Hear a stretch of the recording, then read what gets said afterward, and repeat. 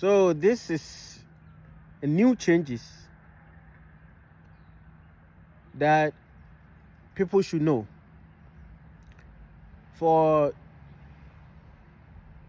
so many decades ago, people can come to the United States, have baby, especially women who are pregnant. Some people intentionally come here to have their babies in this country, so their baby can become a U.S. citizen.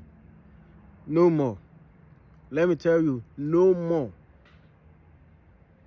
If you want to come here, have your baby, go for shopping, have fun, and then you go back to your country. But don't ever think that your baby going to be a U.S. citizen. No more. Before, it was like that. Before, people taking advantage of it. But now, under Trump's administration, everything has changed. Okay? So, don't waste your thousands of dollars to come here and have your baby. Or if you want, you can come, have your baby, go for shopping, and then you go back. That's the new changes we have. So I will put a short video that I recorded when I was listening to National Public Radio, and it's in the news. Fox, CNN, MSNBC, whatever, it's everywhere.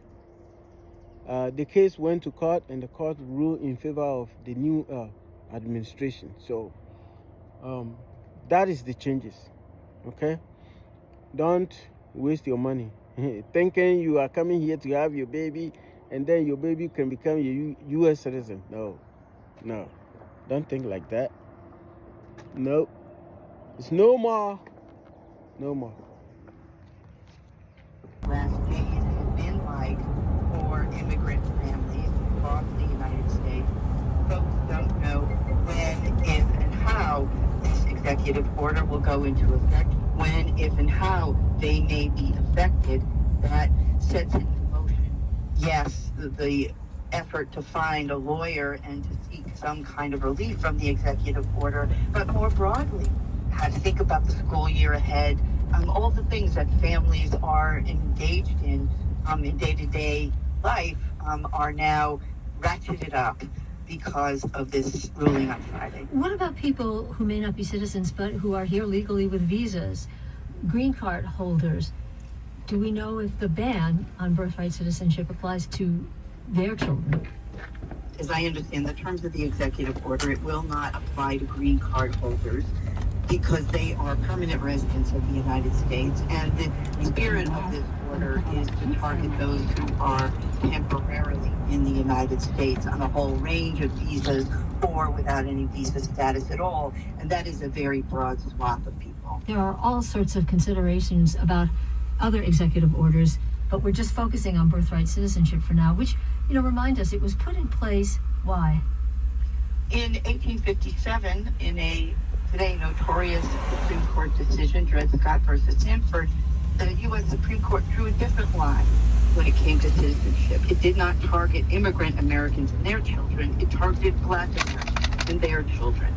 And so after the Civil War, the Congress will amend the Constitution to make Black Americans unequivocally citizens of the United States by birthright, and they do so with this provision of the 14th Amendment that is at issue today.